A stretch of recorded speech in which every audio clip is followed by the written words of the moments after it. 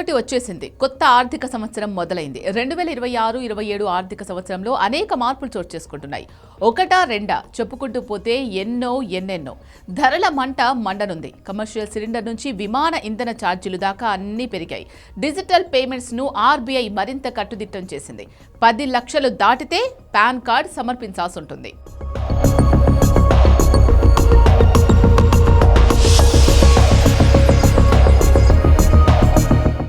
కొత్త ఆదాయపు పన్ను చట్టాన్ని కేంద్రం తీసుకొచ్చింది. నేటి నుంచి కొత్త చట్టం అమల్లోకి వచ్చింది. పన్ను స్లాబ్లు యథాతథంగా కొనసాగుతాయి. గతంలో ఫైనాన్షియల్ ఇయర్, అసెస్మెంట్ ఇయర్ గా వ్యవహరించేవారు. దీంతో పన్ను చెల్లింపుదారులు గందరగోళానికి గురయ్యేవారు.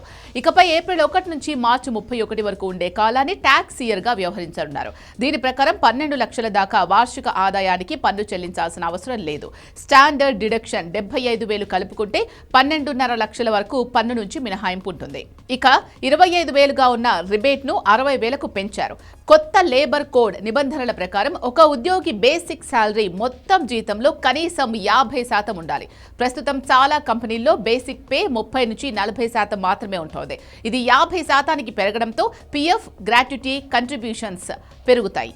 ఇంటి అద్దె భత్యం కింద తమ మూల వేతనంలో 50% పన్ను మినహాయింపు పొందే నగరాల జాబితాను కేంద్రం పెంచింది.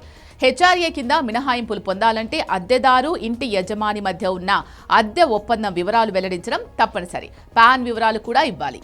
ఆర్థిక సంవత్సరంలో ఒక ఖాతాలో 10 లక్షల కంటే విత్డ్రా, డిపాజిట్ చేసిన పాన్ వివరాలు ఇవ్వాలి. ఇళ్లు, స్థలాల కొనుగోలు, అమ్మకం, బహుమతి లేదా ఉమ్మడి డెవలప్మెంట్ ఒప్పందాల విషయంలో లావాదేవీ విలువ 20 లక్షలు దాటితే ఇకపై పాన్ తప్పనిసరి.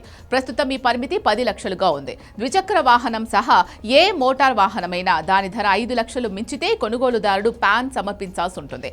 పాత చట్టంలో ద్విచక్ర వాహనాలకు ఈ నిబంధన లేదు. హోటళ్లు లేదా రెస్టారెంట్ల బిల్లులు, కన్వెన్షన్ సెంటర్స్, ఈవెంట్ మేనేజ్మెంట్ సంస్థలకు చేసే చెల్లింపులు 1 లక్ష దాటితే ఇకపై పాన్ సమర్పించాలి. ప్రస్తుతం హోటల్, రెస్టారెంట్ బిల్లు 50,000 దాటితే పాన్ ఇవ్వాల్సి వస్తోంది. గతంలో పాన్ కార్డు పొందాలంటే ఆధార్ సమర్పిస్తే సరిపోయేది. ఇకపై voter ID, passport, birth certificate వంటి అదనపు పత్రాలు సమర్పించాల్సి ఉంటుంది. SBI simply click credit card, air India SBI platinum card, air India SBI signature కార్డులు కలిగిన వారికి రివార్డుల్లో కోత ఉంటుంది. స్విగ్గీ, ఎయిర్ ఇండియా టికెట్ బుకింగ్లపై లభించే రివార్డులను ఎస్బీఐ కుదించింది. ఇనాక్టివ్ లేదా వేరే వారికి కేటాయించిన మొబైల్ నంబర్లకు నేటి నుంచి యూపీఐ సేవలు పనిచేయవు. యూపీఐ లైట్ వ్యాలెట్లో మనం లోడ్ చేసుకున్న డబ్బులను బ్యాంక్ ఖాతాకు పంపుకునే సదుపాయం అందుబాటులోకి వచ్చింది.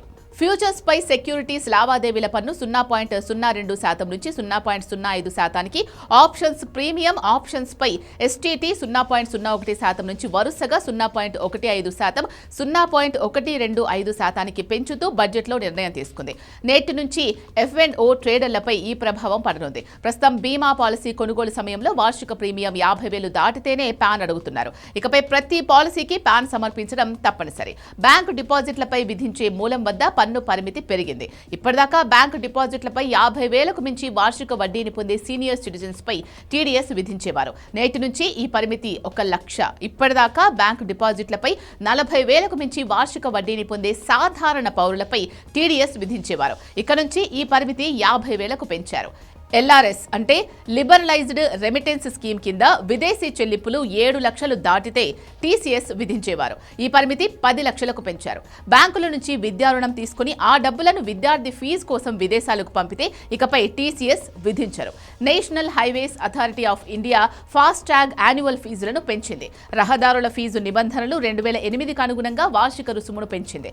ఫాస్ట్ ట్యాగ్ యాన్యువల్ ఫీజు కోసం ₹3,075 చెల్లించాల్సి ఉంటుంది. ఇప్పటి వరకు ₹3,000 దీనికి అదనంగా ₹75 చెల్లించాల్సి ఉంటుంది.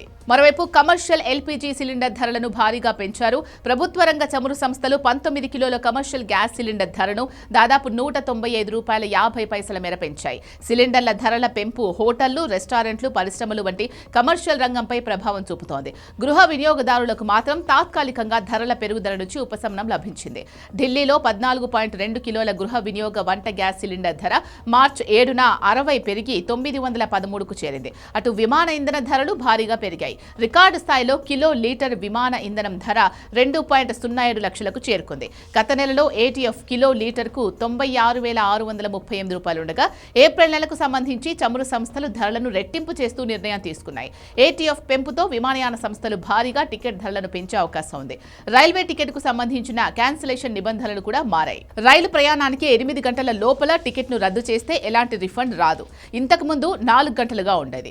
అలాగే రైలు బయలుదేరడానికి 24 గంటల ముందు నుంచి 8 గంటల మధ్య ఎప్పుడైనా టికెట్ను రద్దు చేసుకుంటే 50%, 72 నుంచి 24 గంటల మధ్య టికెట్ రద్దు చేసుకుంటే 25% మొత్తాన్ని మినహాయించుకొని మిగిలిన మొత్తాన్ని ఇచ్చేస్తారు.